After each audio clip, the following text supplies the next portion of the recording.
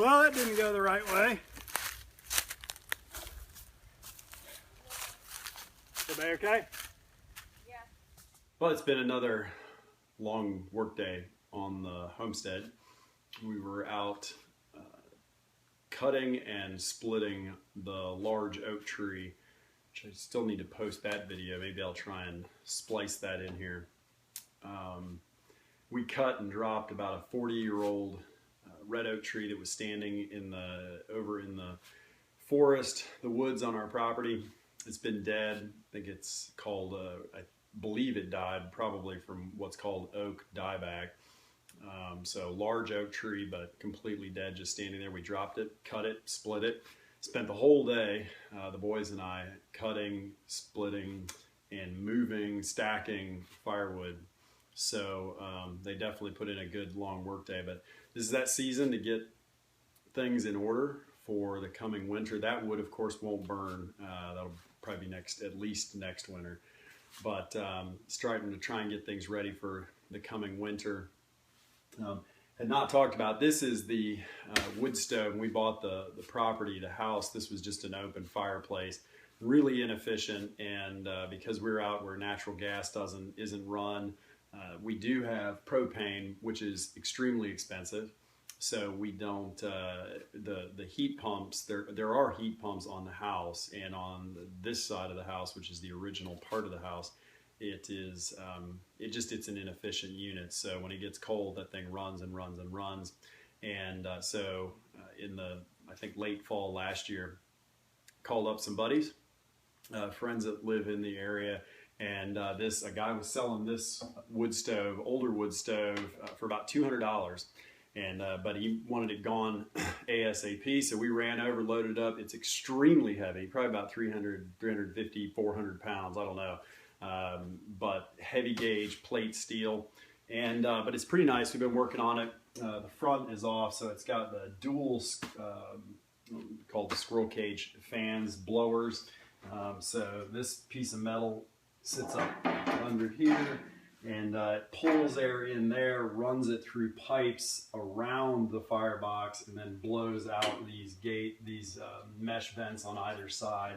So I'll post a picture. Had Isaac working on this a little while ago, cleaning it all up, cleaning out the fans and all the dust and ashes and stuff that have been pulled in there from last winter. We'll be pulling this thing out soon, cleaning the whole chimney, and because of the way this firebox was built, the fire bricks in the bottom are lower than the stone on the hearth, so the wood stove didn't sit evenly. So we're going to fix that and actually bring up the bottom level of the fireplace so this sits level and we can get it in flush. But also took the opportunity to replace this glass on the front. This is the glass that was on when we got the wood stove. This is what was on there. You can see the rippling just from the heat. I don't know if this was original, the wood stove, or not, but it came cracked like this. I'm sure previous owner, closed the door and hit a log and broke it. But it's a really thin gauge. It's a very thin piece of glass, really dirty. And so we replaced it. Got a new piece of much thicker fireplace glass, and it has a nice amber tint to it, but it's a ceramic glass, so it's designed for extremely high heat temperatures. The other thing that went ahead and did was the previous piece of glass just had these I'll show you these two very thin pieces of metal that were supposed to hold this in on the sides. They didn't hold it very well. See if I can show this. So that the door rattled quite a bit previously when you would close it, not only because it was broken, but because and I hope you can see down in here, the fiberglass, there's a fiberglass gasket cloth that you put in between here. And so what I did was welded up this steel frame, a new steel frame with a 1/8 inch, 3/4 inch angle iron, welded this up so that it fits in there. screwed this in, and then folded a new fiberglass gasket all the way around this, so that now it's a very tight fit, and seals this so that, which will help some with the efficiency of the fireplace, so that when you open and close these vents on the front of this, you can control how much air it's drawing in and control the fire over the course of the evening. So we got the welder set up that we purchased a while back, and Isaac welded up, did his first piece. I'll put that in the video a little bit as well, but he took a piece of this angle iron and did his first weld, did a great job with it. So anyways, that's what's going on. Next thing we have to do on the wood stove is have to replace the gasket that goes around. It seals this inside edge of the door.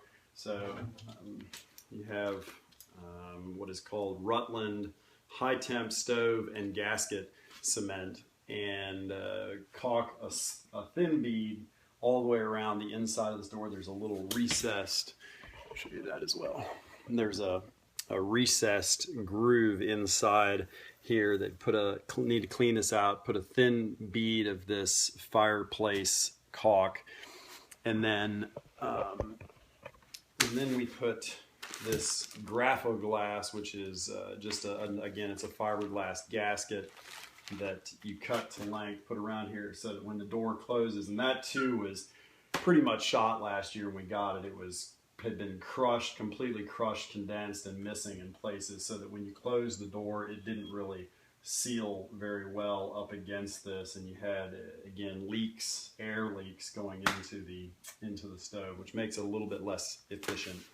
So we'll get that done. A little bit of work. Maybe I'll do another video once we get this completely set and cleaned up. And I think what I'm going to do after this is just put in some other videos of things, us welding, cutting the boys, splitting some firewood, and things like that. So that's it from the farm today, from St. Isidore's. Hope everybody's doing great, and we're starting to enjoy just the beginnings of some cool weather today, that fall is coming, thank God. So that's it. Take care.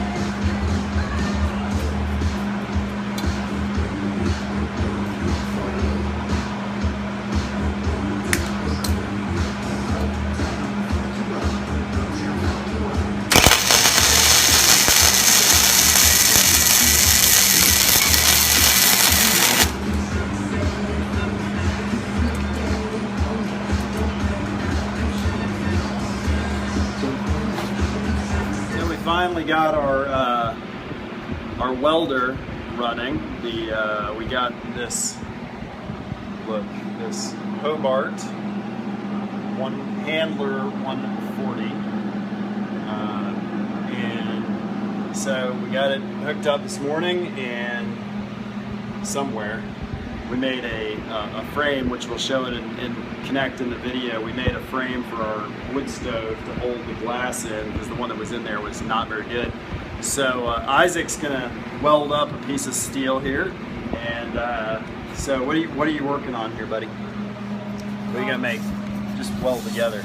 Just gonna weld together right along that line. Weld those two pieces together. All right, cool.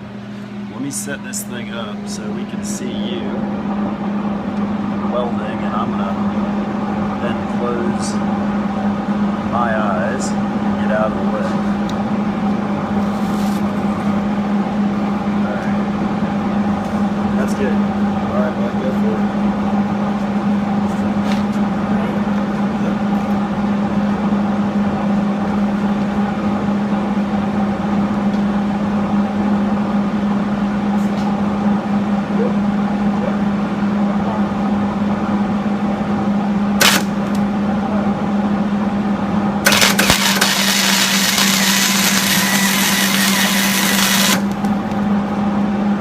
Awesome.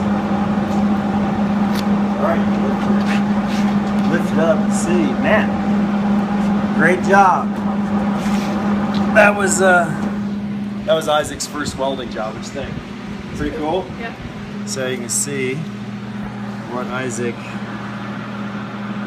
See if I can get this into the picture. There we go. His very first weld using some 3/4 angle iron. And anyways, welder works great. We'll do some more projects soon. Hey Sam, we'll get some more welding projects going. We got a few other things we're gonna do and start experimenting and learning how to weld, right? All right, now we're gonna go up and try and put the other piece of metal in that I welded up, put it on the fireplace.